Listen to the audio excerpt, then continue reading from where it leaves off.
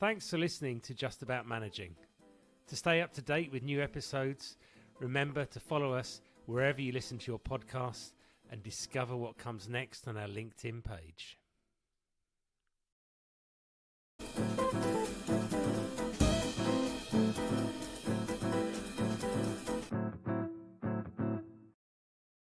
Hey everybody, welcome to this episode of the Just About Managing podcast.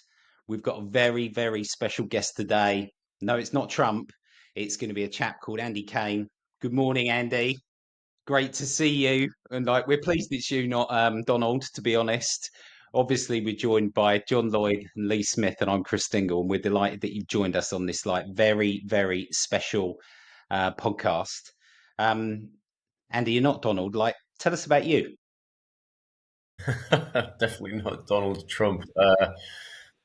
Although there is a link to that, funnily enough. Actually, yeah, the link is immature masculinity, unhealthy masculinity, toxic masculinity.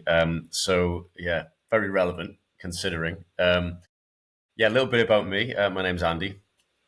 Nice to meet you. And I'm based up here in Northumberland, Northeast boy, born and bred, and spent most of my early life with dreams to be a professional athlete, track and field, 5,000, 10,000. And that kind of led me down the route of heading towards university, Loughborough, to do nothing but focus on my sport, to be, best of the best, make teams and so on.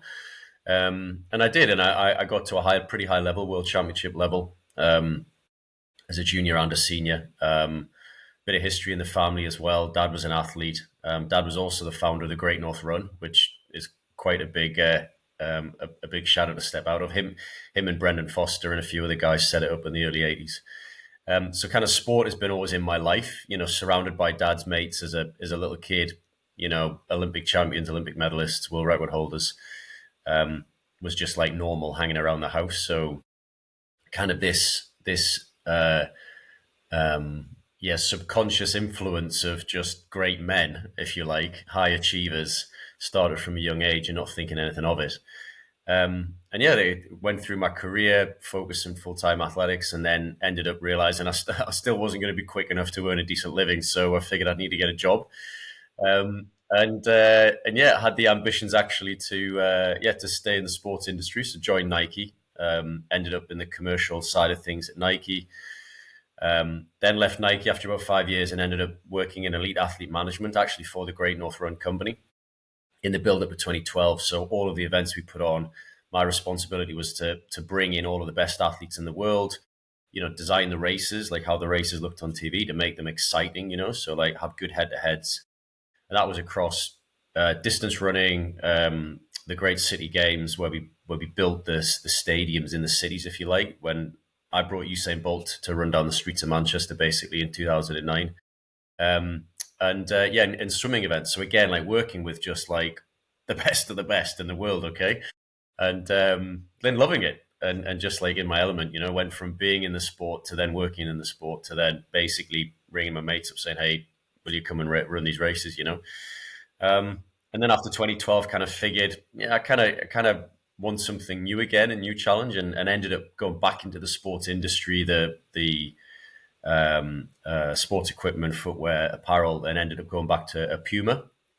So one of my mates from Nike ended up running Puma UK and invited me to come and join them. So I did, and then Puma took me eventually to the Netherlands, where I ended up living there for 5 years, managing the Foot Locker business, and then Foot Locker offered me a job to go and join those guys on the other side of the table. So instead of selling the gear into the retailers, I was actually in charge of 50% of Foot Locker's $1.5 billion revenue for the whole of Europe by that point in my career, which was at the age of 42, 40 to 42, pretty much. But I got into that, and when I got into that, a retailer is very different to brand. Very fast paced, but also backward thinking. Retailers look backwards, brands look forwards, and brands have more of a strategy around what they stand for, what they want to do. So Nike is very clear, Puma is very clear. Got to Foot Locker and it wasn't at all. It was just a retailer that every 2 weeks the story changes in the windows or the brand campaign of whatever the brand is. So there wasn't really like an identity of what are we doing here apart from just selling gear. And then also the high pace of that, and also at the time Foot Locker, I stepped in at the wrong time, if you like. It was Foot Locker was up here, and then by the time I joined, it was actually there was a lot of competition in Europe, and their complacency actually meant a lot of guns pointed inwards inside instead of actually one team collective pointing outwards. And a lot of cracks were starting to show, and a lot of simple mistakes that basically most other retailers out there would know how to deal with, And so the culture was very, very different. It wasn't a nice culture. And that affected me actually in a big way. It felt like I wasn't part of anything. And also it was kind of, what am I doing here? Like, I'm just selling shoes to report to shareholders in New York, like because of that ridiculous quarterly hurdles were set that made no sense at all to actually what we were trying to deliver at retail, and, just creating disastrous outcomes for the beautiful plans that we created to try and get ourselves out of this mess. And it just ended up chasing our tail. And that lack of direction, that lack of like real contribution and real impact actually to humans. Like Nike creates amazing product about being the best, and Puma does so with a little bit more flair and fun. And, there's like clear values there as well. There was just none of that. And that kind of really pushed against me not knowing at the time my own values and what I actually wanted. Like I did want to have impact, but again, I wasn't aware of this thing called purpose. Like, what's my purpose in life? And I just thought I was on the train, right? I was on the corporate train of, get university degree, get on the corporate ladder, climb that ladder, meet a partner, get married, get a house, get kids, go on nice holidays, get the car, done by 35. Check that box. And nowhere in that did I question, is this actually what I want? What am I doing this for? Am I doing this for somebody else? And it basically, I had this whole midlife questioning in my entire identity of like, holy shit, I don't even know who the hell I am. Like, and then that started to like building pressure inside me, and ended up having a pretty spectacular burnout actually at the age of 42.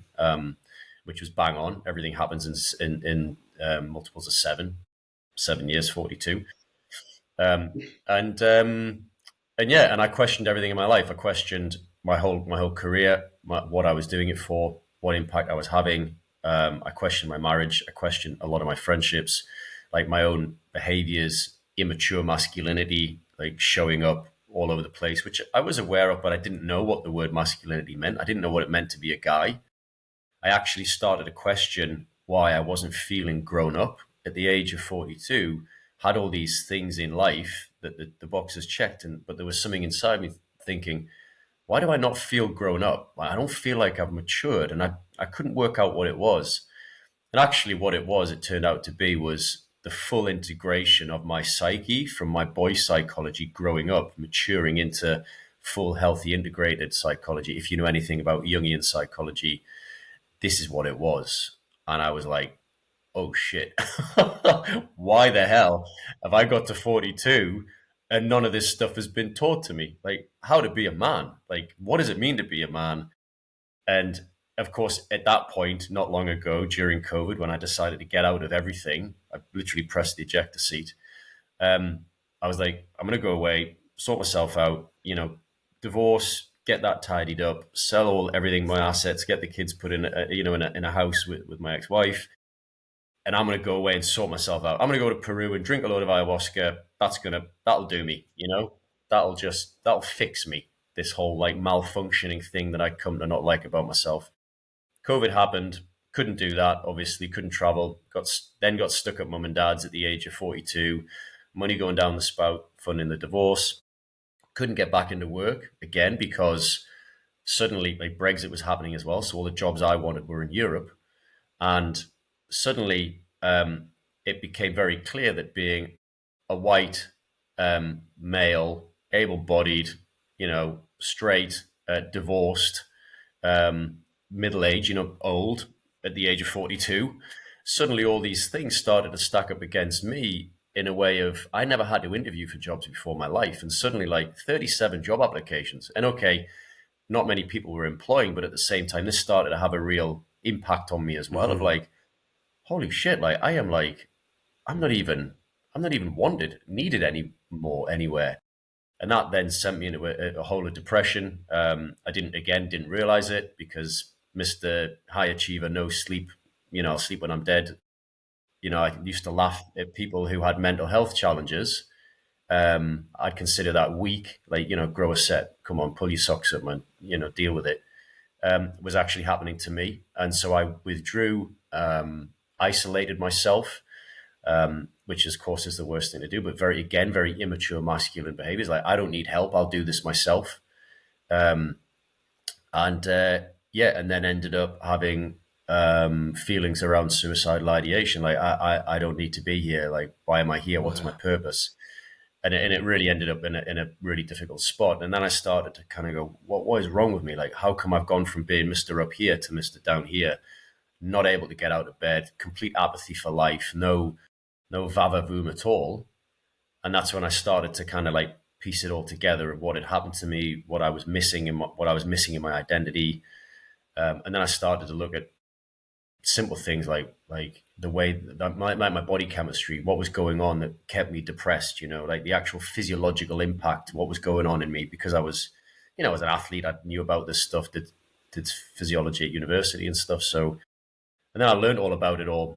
And then when I learned all about it all, it was like, holy hell, like, and what even is this? Like, why do more men commit suicide than women? I didn't even know about that. Like, what is this about? So again, like all of this stuff, like the unraveling, pulling the little cord on the jumper, right? And the whole thing just going boof in front of me. And I learned a ton and slowly got myself out of, with daily practices, getting me out of these mental slumps every day of just like zero energy. And then learned so much, and I started to get a little bit better, and feeling like, why is this education not been shared with me? Like, why have I had to find this myself, almost like looking for it, buried?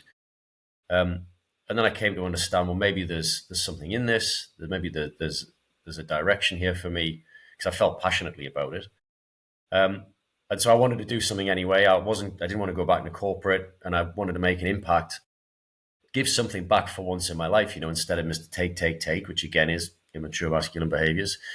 And so I wanted to do something for charity, men's mental health and suicide prevention. So I went, well, I need to do something. I can't just say I'm going to run a marathon, because no one's going to sponsor me to do that, because obviously I ran all my life. So I decided to walk from John O'Groats to Land's End, and raise, tell my story as honestly as I've said it to you now, put it on social media, scared as hell, because I was thinking, this is really vulnerable. What if people just laugh at me and go, I knew Caine had lost his marbles. What an idiot. Like, I was right all along. And I could get two people giving me 20 quid, and I've still got to walk 1,000 miles. I was like, oh shit, this could go really badly for me. And it went the opposite. Like, so many people I knew came forward and said, Andy, so sorry to hear you've been through this. Like, I've been suffering the same too, or I've been questioning this, or I've lost somebody to suicide, or my partner's going through this. Like, and loads of people I knew for years, and just like thinking, oh, they've got it all together. They're fine. Nothing wrong with them. I'm the only one in this. And when I started walking, loads of men came and walked with me, like shared their stories, and guys I didn't know. Everybody on the way I'd meet in coffee shops and stuff would ask what I was doing, and I would share, and they would say, oh, I've lost somebody to suicide, or I'm really going through some tough stuff, or can you speak to my husband about this, or my partner? And so I got to the end, and it was like a 62-day market research trip of the entire UK, of the state of men's mental health in the UK, and this thing of like lack of purpose and vulnerability, and just like, do we know how to look after ourselves?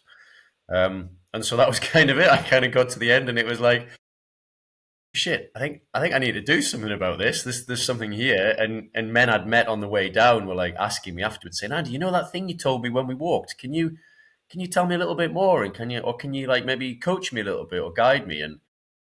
And so I ended up creating a business focused. I was like, okay, well, what do I know? Well, I know, guys from the corporate space like me, pretty normal guys, not like crazy spiritual off the end of the spectrum stuff. Just normal guys, who like have followed that life, journey of ticking all the boxes and getting it all by the age of 35, and the pressures around that midlife, when it all converges. And yeah, decided, and I know corporate, so it's like, right, well, I'm going to take this stuff back into corporate, helping with resilience, helping with team connection stuff, because all of this stuff was about human connection in the end, which I'm really passionate about, and working with elite athletes as well, like, sports teams, sports people. And it's called Zero because that's where I ended up. I ended up with zero. And when I had none of the, I didn't have house, I didn't have a house, I didn't have money, I didn't have cars, I didn't have my family, I didn't have anything, I pushed my friendships away. When I went back to zero, stripped myself back, and I was just left with myself, that's when I looked inwards and went, holy shit, like, I don't even like myself. Like, this is where I've got to start before I can actually then go outwards. And so, yeah, so now I run men's retreats, helping guys, basically understand. Andy, just before you go on to zero, like Mark 2 and the rest of it, right? Just, yeah, you are like a really inspirational. That's my introduction. Yeah, no, but like you Wow. were so in your flow, right? We just had to let you go there, right? All right, we did, right? But this is just a much more common story and common challenge than we know or think about, and that thing where we think people have got it all together, and actually they're kind of like really, really struggling, and like withdrawal and interacting with people is huge. Yeah. I've personally struggled like quite a lot last year. And this year, in terms of 2024, I feel like I've got my direction and my purpose, but I massively struggled in 2023, feeling like I got spat out of like banking and thinking things were unfair. I still think they're unfair. However, I can now look at them and go, the future's over there. And I think personally, I just want to say thank you to you for helping me on that journey. You made a big difference to how I view things. And just so John Lee, I've mentioned before, and to listeners on the podcast, I mentioned that I'm in this men's group from this app called Metal. So Metal was created at the start of the year by Bear Grylls and Neil Smith. It's focused around men's mental health. And I was sitting there feeling somewhat depressed after 2023, but also obviously at that time watching Man United lose it again. So the advert comes up, and I thought I will give this a go. And it's a fantastic app. It does breath work, meditation, gets you to think about what you're doing every single day. It's now part of my routine, coming back to Andy's point around routine. But Andy chairs a men's group, and we meet every 3 or 4 weeks. The next one is next week, and it's now a massive part of my routine. So Andy, just from me, I just want to say thank you very much for helping me on that journey, right? And I think, yeah, this is something that we as men don't talk about, and we should. I've got so many questions, Andy. I was going to say, Go for it, John. Go for it, John. Many thanks, Andy. Thanks for sharing it, Andy. It's a phenomenal story. But my inquisitive part is sort of winding back when you're at that lowest point. That the when you started doing that kind of research analysis and actually understanding you're not alone, and what does this really mean for me? Why am I like this, and so on and so forth. How did you? Because I think this is where a lot of people kind of hit that roadblock and don't necessarily know. But is some of that your natural inquisition in terms of your drive for thirst for information that allowed you to start to find this information out and realize it, or how did that come about? To actually take you from that right at the bottom in terms of actually that start of that learning path of, okay, right, this is what it really means to me, and this is what I need to do.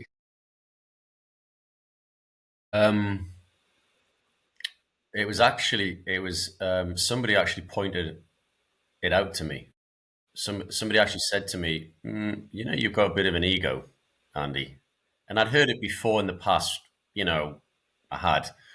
And again, just like the immaturity in me of like, oh, well, it's my ego. Yeah, I need it. Blah, blah, blah.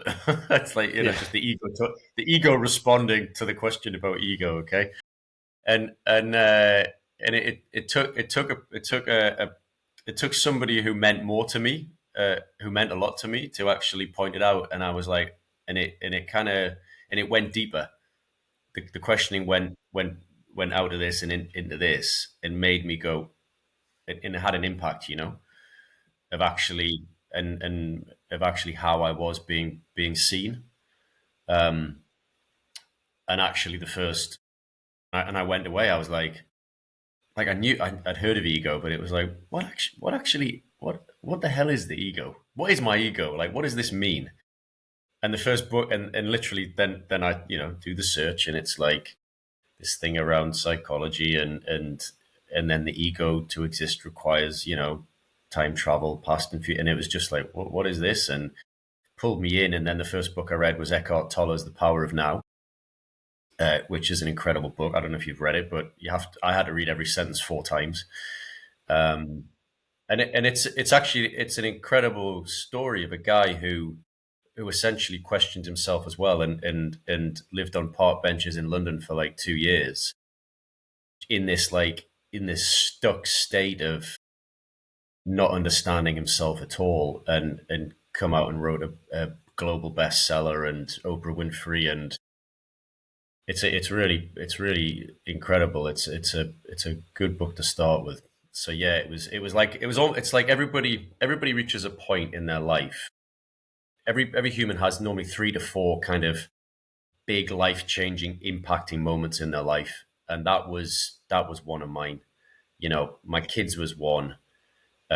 This was like another one, and it's like a cosmic 4x2 in the face, and it makes you wake up, or it makes you like, what is that?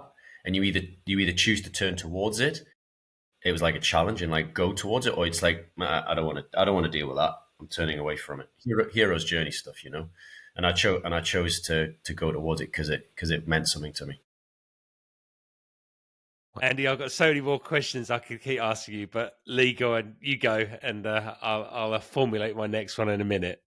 And I think I'm the same. I've got so many, I don't know where to start. But thanks again, Andy, for sharing the story, because it's inspiring. It's obviously a difficult journey you've been through as well there. One question I was going to ask is, you said obviously it's called zero because you were at zero, that base point. You said somebody close to you asked you or challenged you on your ego. What other support did you have around you at that point when you were at that zero? Was it literally just you, or were there specific people or groups that you attached to or levitated to or came to you? Yeah, so this was my response to the situation was in is I don't need any help. I can do this alone. I don't even want to admit that I'm having trouble here, because if I admit that I am really struggling, then it's like this fear of abandonment. People aren't going to want to know me. People are going to reject me. So I can't show my weakness. I can't show my vulnerability of saying I'm really, really not dealing. I'm not in a good place at all. I'm having these thoughts, or I'm like questioning my identity. I feel like I'm not worth anything. Like to say that to somebody, and again, it's like, we're just an organism with a nervous system, and the nervous system responds to the environment. We move towards opportunity for safety and away from threat. Again, we move away from threat for safety. We move towards food, reproduction. Like, that's all we're wired to do. Okay, so like, we're always analyzing every situation of what is safe, and what is safe for us to, especially as a social creature, to remain in connection with our tribe, because in a tribe we're safe. So anything that basically looks like it's going to put a threat to that sets off alarm bells in our systems, right? And that's what was going on. It's like, no, I can't show weakness. I need to be safe. I need to protect myself. Therefore, I'll deal with this myself. And so I was just, like I said, COVID was on, going through the divorce, separated from my family. back at home with mum and dad at the age of 42. Great. Shame. So massive shame there for starters.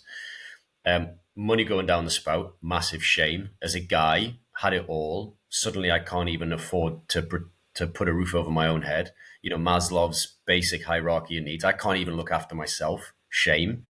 You know, the guilt of going through divorce, of separating my young family. Like, so many things are just like, all of that shame and guilt. It was just like, I don't want people knowing me. I can't say this. And so I just had my parents around me, and they didn't know what to do, you know, like, because they did the best that they could. And actually it was really nice. They just kind of, but they didn't come forward with anything like real, like, look, you're struggling, until later on they would say, like, we were really worried about you. It's like, wow, I'm really sorry for, like, I'm sorry for putting you through that, mum and dad, you know? So I was really lucky to have that, you know, and this is like this point where I see homeless people on the street. And there's something I read somewhere, it's like, most of us are only like one paycheck away from being homeless. I can't remember where I read that, but it's like, and I never understood how somebody could end up in that space. And then it's like, if I didn't have my parents, I don't know where the hell I would have ended up, you know? Maybe I would have ended up on somebody's sofa, you know, I'm sure I would have done. But like, I can really understand now how people end up in the spaces they end up in. And I would never had any appreciation. I would have just like had no compassion at all for this, you know, before I ended up going through it myself. Obviously that shame, the ego side of things, and you working literally on that on your own, by the sounds you went through it. What did that feel like the first time you shared properly how you felt with others? Really scary. Yeah, because I didn't walk. So this time 2 years ago, I was somewhere near Garstang, just above Preston. I was walking into Preston today 2 years ago with nothing, like literally nothing apart from the gear on my back, which was kindly sent to me by Nike because of, you know, some friends at Nike, because I used to work there. It's like, because people wanted to be involved. It's like, let me help you, Caine. It was like, wow, it's amazing, you know. Yeah, but just like sharing to people, to like close to it's. I find it's easy to share with strangers, because it's like with you three, okay. Like, I know Chris a bit better. So, but with you, John, and you, Lee, it's like, I don't mind sharing this with you because there's nothing there that is at risk. Like, okay, like, I could be tied up with her. Oh, what does John and Lee think about me? You know, you're going to go away and think, oh yeah, Andy's this and Andy's that. That's in my own head. Of course, you're not, okay. But with real close relationships, that's where it's really scary to be able to come forward and say, I'm really struggling here. And so the first time I did that, it felt like such a weight off me, like a wow, that feels so much better. And not needing to be fixed, just to share that I'm really struggling, and to know that somebody is still there even after I've shared that. So they haven't ran, they haven't abandoned me, they haven't left. And again, this is this whole thing around back to masculinity of the old style Marlboro man, if you like, you know, Clint Eastwood, Rambo, whatever. It's like, you know, if you look at these characters, they're men on their own. They're lone wolves. Mm. And this lone wolfing thing, this programming that we have had as men over generations and whatever, it's because we can't show our emotion. We have to be tough and hold it all together. Because guess why? Because for the last millions of years, thousands of years, we've all been sent to war. And you can't send guys to war that are connected to their heart and their emotions. You've got to send guys that are basically numb from here down and do as they're told, and are rewarded with medals and, you know, honors, because that's what the ego likes, you know, medals and awards and recognition. And wow, you're doing really well. Your heart doesn't give a shit about winning a medal. Your heart wants to feel connection, you know, and safety. So yeah. And again, this is just stuff that all kind of unraveled in front of me. It's like, wow, you know, my granddad was Second World War. Dad was a baby boomer. Granddad PTSD. My dad got brought up in a, you know, difficult household. Granddad came back from the war. The week later, he's down the mines in the northeast. Like, there's your recovery, guys. There's your medal. Yeah. Thanks a lot. Get off you go. Get on with life. Keep calm, carry on. Yeah. Yay. I'm fascinated by the the concepts of nature nurture, and I was wondering how much you've thought about your mindset that you had pre-zero. How much of that was created through being a professional athlete and that drive to I've just got to succeed, everything's okay, versus how much was within your DNA, you and your mindset? You know, have you ever thought about that drove to that point?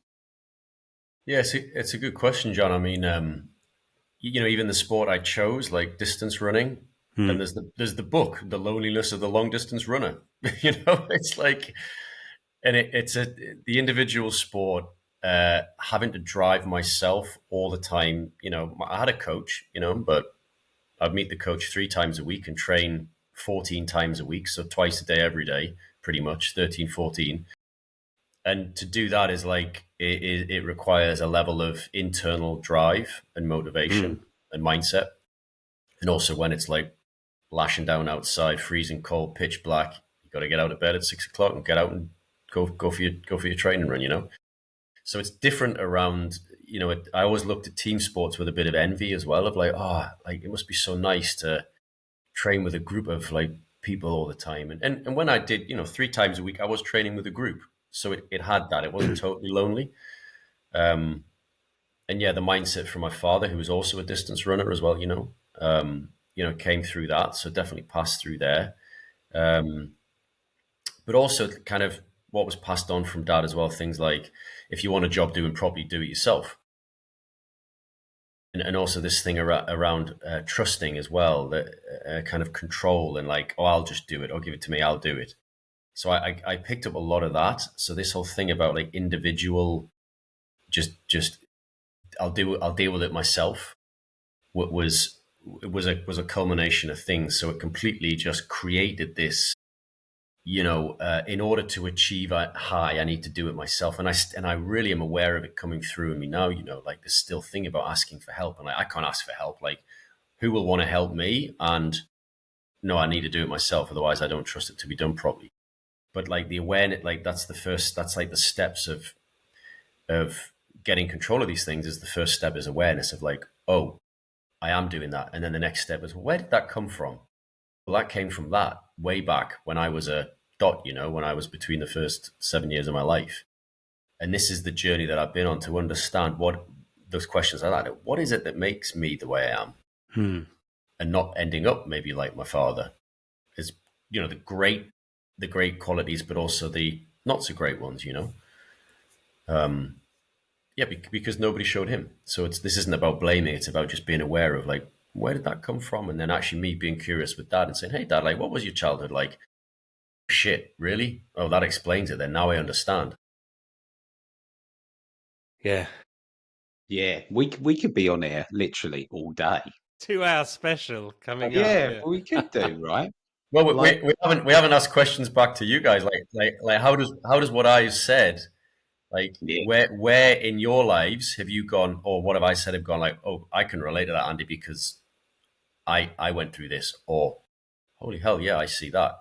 That is what's going on in me. I don't know, John, have you got anything? Yeah, yes, definitely. And so, like you, there's a lot of parallels that unfortunately you can't see from the waist down. But I'm not an elite athlete, never have been. So yeah, but actually the brain, actually in terms of the concept of the corporate life and the drive, and yes, the reward you get from that is lovely. But actually, you get to that point in life in terms of, okay, what is this giving me, and how is one driving the other? And I had that realization after COVID, and I think one of the it was actually after I stopped and I took a sabbatical for a while, and my wife said, I have your mind back now. And she said, your mind was invariably never here whilst you were with us. you were always thinking about work. And so she meant I have your presence is what Yeah. she meant. Yeah. yeah. Yeah. And then recently, I taken on an interim CEO role, and literally within a week of that, she reminded me that she said, "It feels like I've lost you again," and it's quite hard to hear that. But then at least we'd had that conversation. So the last 3 months, everything we've been trying to do is actually to make sure I have that balance, and am able to switch off. But it's a challenge because in some ways, when you succeed in a work environment, it's a bit of a drug as well. But you realise that you've got to have that balance in life. But it's only by that conversation that you lose that sense of perspective if you're not careful. And so have you planned in some very specific practices, routines with your wife in order to maintain moments of presence? Not like all the time, obviously, that's impossible. But yes, yes, some of that is some of that is routine in terms of when I am and am not working, and some of that is as simple as getting back to creating flexibility. But yeah, I think it's my I guess one of my habits is I see something, I just want to get it done. But equally, and so you kind of get drawn towards that. But even I love doing stuff around the house and outside and things like that. But the I can find the drug of work can overtake that, and is actually pointing myself back into that element of it, making me realize, I do love that as well. So yeah, it's hard. It's not easy. I'm in a fortunate position that the interim role I'm doing will slowly wind down towards the end of this year. So the balance will continue to improve, but it makes you realize, having walked away, and then kind of how quickly you can get sucked back in again, which I didn't think I would. what remind me of the phrase your wife said to you? I've lost your mind. Yeah. Did she say, I feel like I've got you, when she said, what was that? I feel like I've got your mind back. What was it? Yeah. Did she use the word feel? I think so. Yes. Yeah. So this is really interesting. Okay. So again, this is like, now we're going into kind of relationship stuff, which again was another part of my entire discovery. So women feel more than we do. Okay. They're much more intuitive. And when she said, I feel like I've got your mind back. So my meaning your presence. Now, Yes. when we are present, we're actually not in our mind. We're actually in our bodies. So if you guys meditate, if you just do a simple meditation and you do a body scan, essentially what that's doing is taking your awareness out of your head, away from your thoughts. We get 90,000 thoughts a day, pretty much, a lot, and actually what it's doing, it's putting your awareness, your focus into sensations in your body. So I could say to you guys right now, like, close your eyes. Now place your awareness in your feet, like feel your feet, and you'll be thinking, and what the hell are you talking about, Andy? Feel my feet? I feel my feet when I touch them with my hands. It's like, no. and this is like one of the practices around actually getting used to how do we get out of our heads? And we get out of our heads by focusing on something that is only happening in the here and now. You can only be present in the here and now, which can only be in a sensation or a sound, or even better, our breath. So like if you guys do meditations, one of the most common anchors for present moment awareness is breath. And so when your partner there said, I feel like I've got your mind back, she's literally feeling your presence. And this is one of the once is one of the most powerful practices as a man that we can do to offer our partners is to practice giving our presence. And by that, I mean just being in our bodies. Because what that does there is, again, it's like when we're with each other in actual, not on Zoom, in person, our nervous systems feed off each other. And so this is why we hold a baby. This is why we hold a crying baby and rock it, okay? Because a baby can't regulate its own nervous system. It needs the soothing and the regulation of the mother's nervous system or the father's, which is much calmer. So the baby's nervous system's up here, agitated, fight or flight. Mother or dad hold them, calm nervous system, and that lower nervous system brings down the agitated one by by the energy that's. And this sounds a little bit woo woo, and like 5 years ago I'd have laughed myself out of the room on this, but this is what I mean about like being able to cultivate strong presence is a really powerful practice that a man can do, and this also is what creates amazing connection and polarity within romantic relationships as well. And so simple practices like, and this is what I said, like, what are you doing to cultivate like presence with your partner? It could just be you sit opposite each other, like on the floor on cushions, just fold, just like a couple of feet apart, and just sit and just hold each other's eye gaze, left eye to left eye, and just focus on each other's breathing. And as the man, if you can follow and track your partner's breathing, so you sync up with her breathing, and the reason why it's the other way around is because men usually have bigger lung capacities, and so it would be harder for potentially a woman to follow our breath because it might be longer and slower. So follow your partners, and because you're focusing on your breath and her breath, you're in intense present moment awareness, and you're looking at each other, and stuff will come up. Stuff will come up that maybe you've been sitting on for years, or she's been sitting on for years.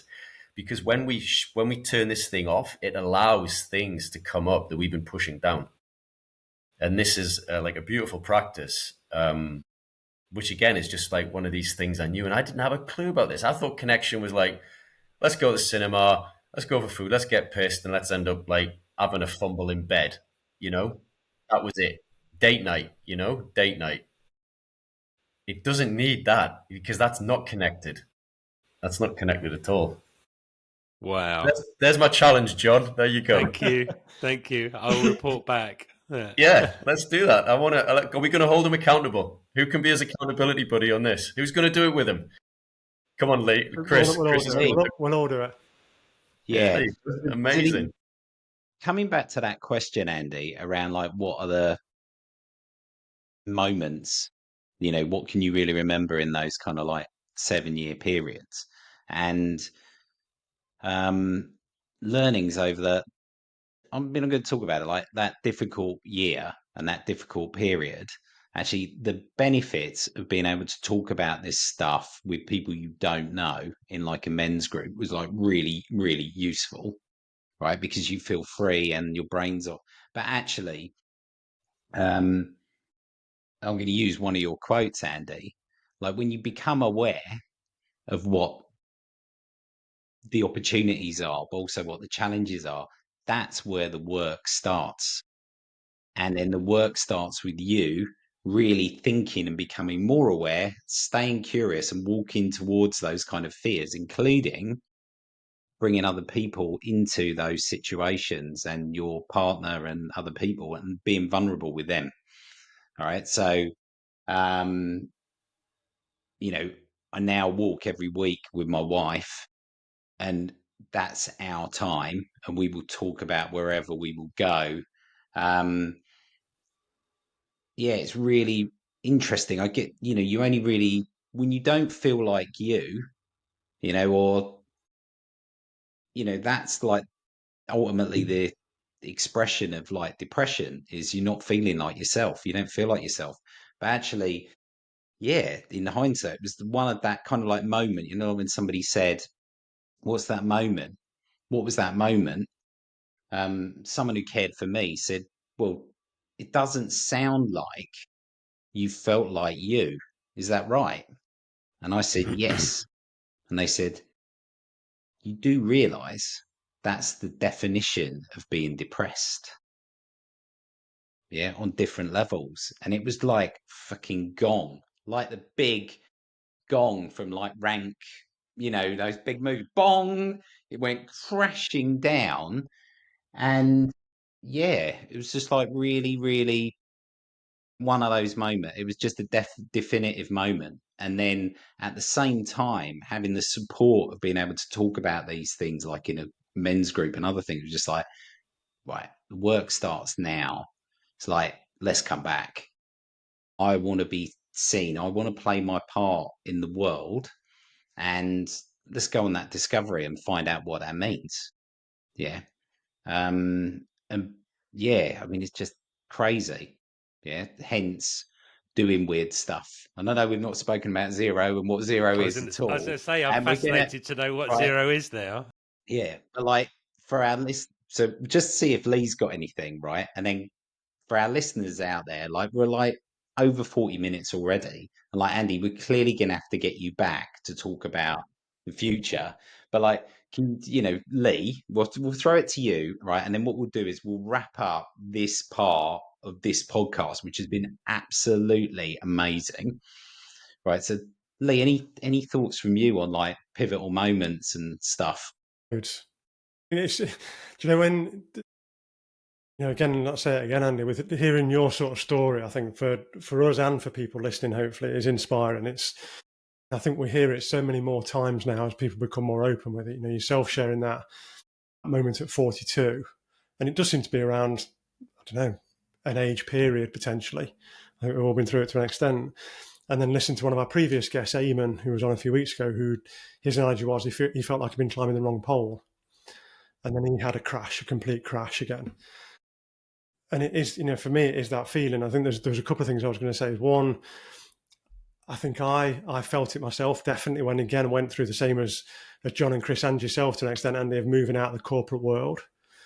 And part of that was, again, to John's point, that was my wife, when the opportunity came up, my wife saying, take it, get out, because I won't have a husband in 10 years if you don't. Mm. And look, and you know, I went, actually, funny enough, John and Chris, I went back to my old team 2 weeks ago to talk to them and share my experiences with them. And it was brilliant to see everyone.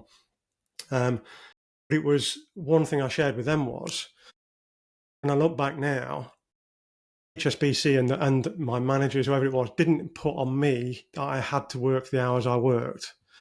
They didn't demand I did what I did. That was all me. That was all my fault. I didn't put the boundaries in, or I put the boundaries in wrongly. I think that was a big learning for me as I go into this new world of going, right, what do I want my boundaries to be? What do I want that flexibility to be? I'm in there. But I think the other piece I was just going to mention is the number of times now, to whatever extent, whether it be to, you know, a serious extent like yourself, Andy, where you've hit that pivotal moment, or similar to Eamon, or it's just I'm trying to think the right words to use really, but the milder midlife crisis, where somebody goes out and buys a Porsche, whatever it may be. But the number of people now, particularly getting into the coaching world, when I'm coaching people, and they feel that exact thing to one extreme or another, where it is, am I climbing the right pole? What is life meant to be? And as they open up, they all feel that complete vulnerability, probably that bit of shame, as you say, Andy, again, of going, well, I've been climbing it for 50 years now. It must be the right one. If it's not the right one, shit. Wasted 50 years climbing the wrong pole. Where do I go? And this is why I love your story, but I love talking to people in those situations, because actually I think the vast majority of people are feeling that at a certain point in their life. It's just how many address it at the right time and how many kick it down the road until they retire, probably. And then they go, shit, I spent 65 years climbing the wrong pole and now I'm fucked. Dead. Yeah. and it's so, and you just think it's, so I love it when people do open up in that way of going, what am I doing? And what do I need to do? And it may not be an extreme change. It may just be a resetting of their boundaries and their levels as to what they do and how they approach work, how they approach their purpose in a way. It doesn't need to be an extreme change in there, but I think it's great what you're doing. So I think it certainly needs to be addressed in some way and discussed and opened up about, as opposed to, I'll just keep climbing this pole and keep climbing this pole, and I don't care if it's wrong. Mm. That was a long rant. That was. Yeah. Yeah, there's another podcast just to unravel that one.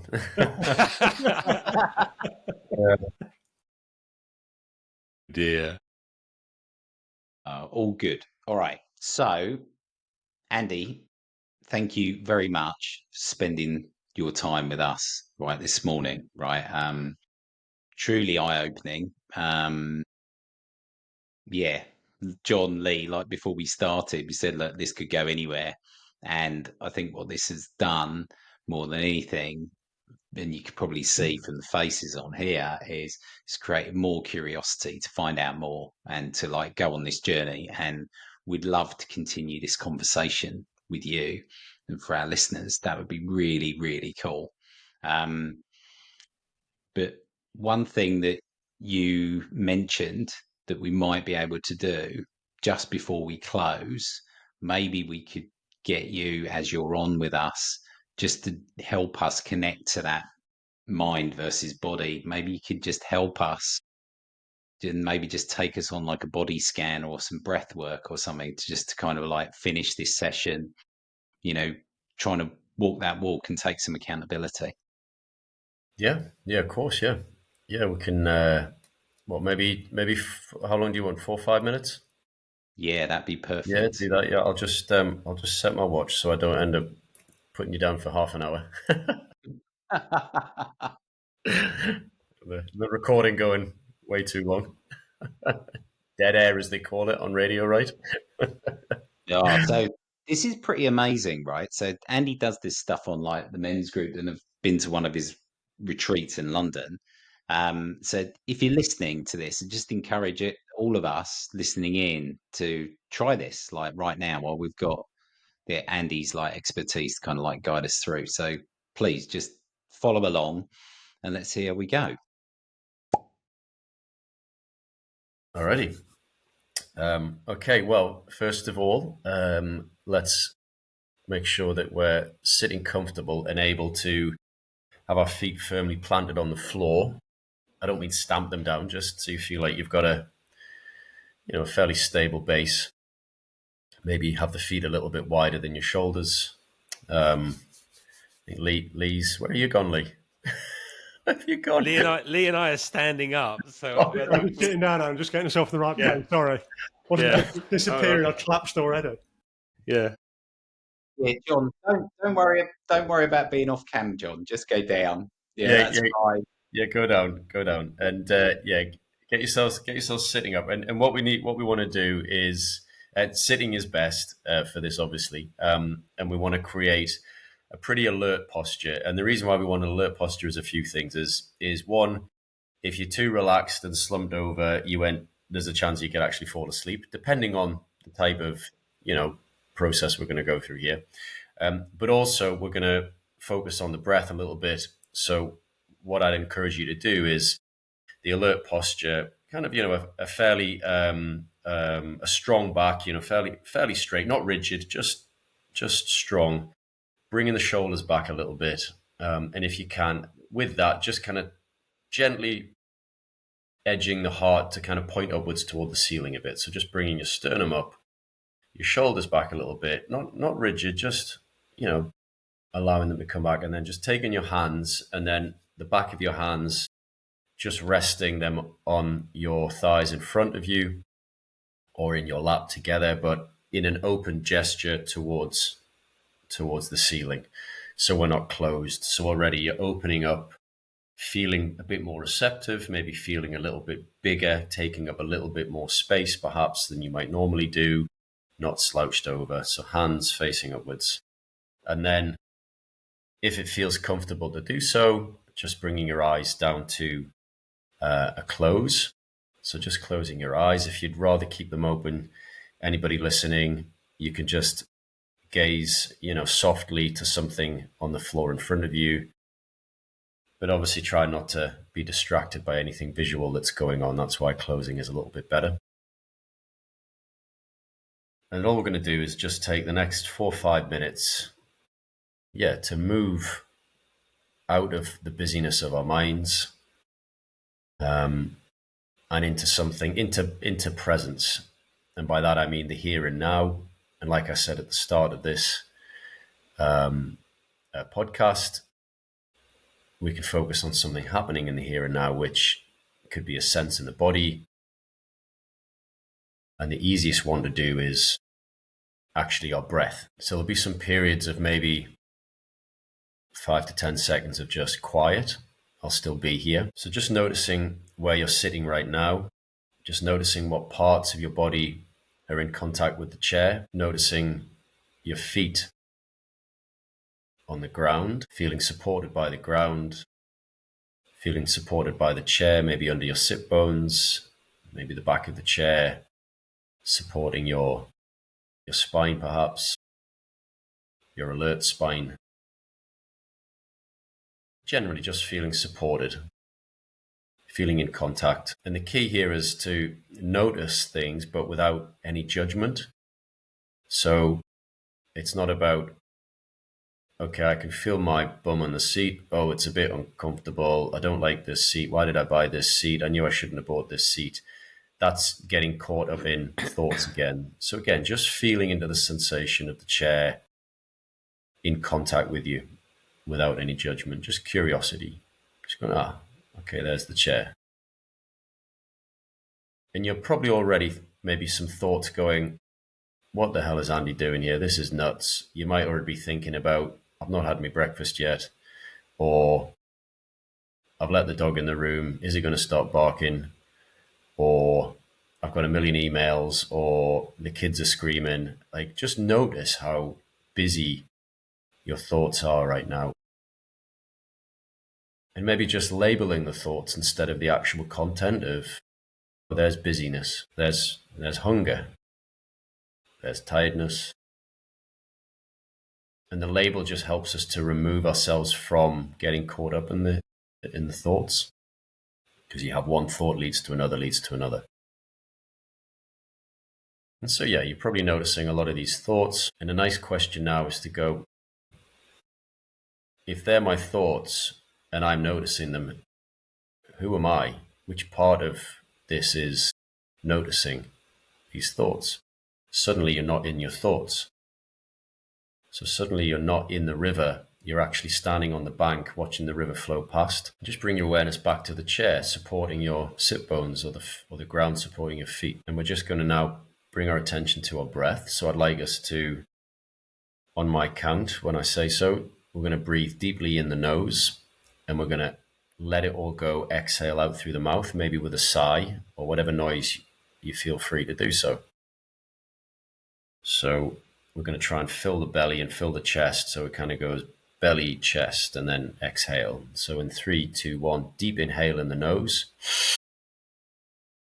Filling the belly, filling the chest. Little hold at the top.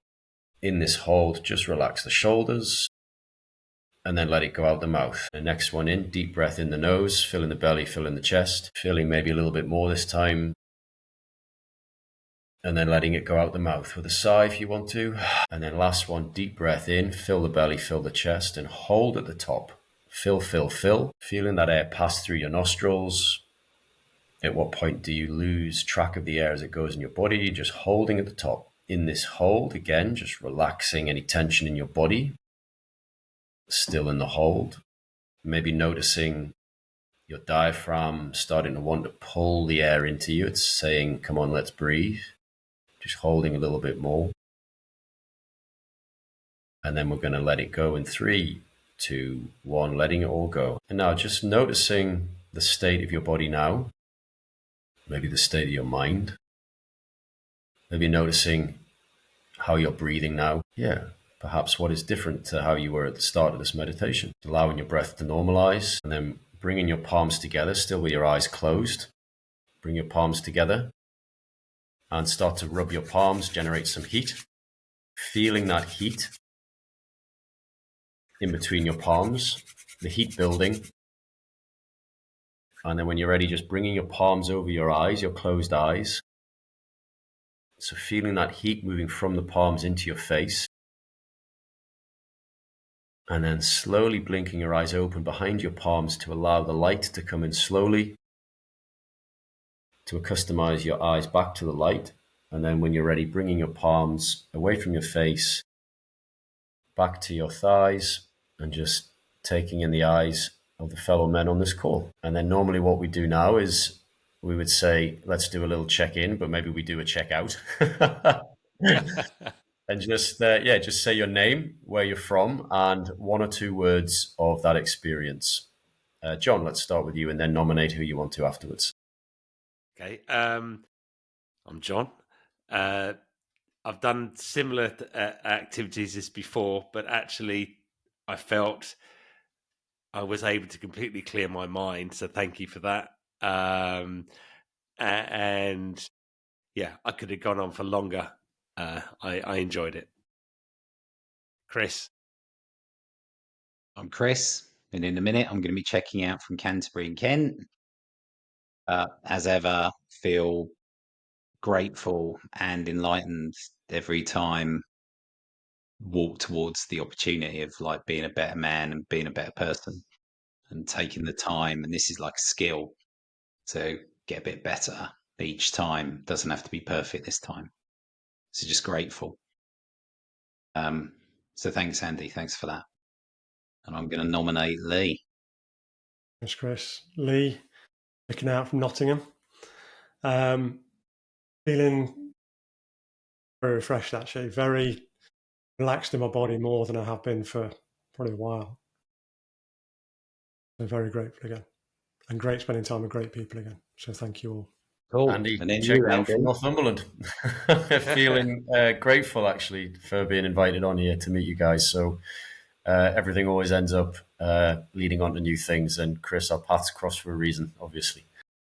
So yeah, thank you for having me. Checking out. Hey, Thank you. hey, thanks, Andy. So on behalf of the listeners, John, Chris, Lee, sorry, yeah, Chris. go for it. Before you do your wrap up, Andy, if we want to find out more about Zero, I know you're going to come back talking about it. But if we want to before the next episode, where can we go and find more about it? Createyourzero.com. Good. Okay. Yeah, and all my contacts are on there, and yeah, that's specifically at the moment for all the men's retreats and so on that we organise, and then there's the corporate stuff is separate to that, so you can get me on there. Good. Thank you. Sorry, Chris. Hey, no worries, John. All good. So yes, on the podcast when we send it out, we'll attach the link for the book you mentioned, Andy. We'll reference that in there if people want to look that up, and also we'll put createyourzero.com on there for anybody who wants to understand more about the business and Zero. Andy, it's just been an absolute pleasure to have you join the Just About Managing podcast this morning. We would love to come back and learn more about 0+1, 1.0, whatever the next bit is. Oh no. Yeah, so we'd love to hear about that. But yeah, for those listening in, please do continue to like, subscribe, and follow us, whatever platform you're listening to us through or watching us on, with like John like sitting like really low and like Lee sitting down. We wish you all a great week. All right, stay safe and stay well. Thank you. Thanks for listening to Just About Managing. To stay up to date with new episodes, remember to follow us wherever you listen to your podcasts and discover what comes next on our LinkedIn page.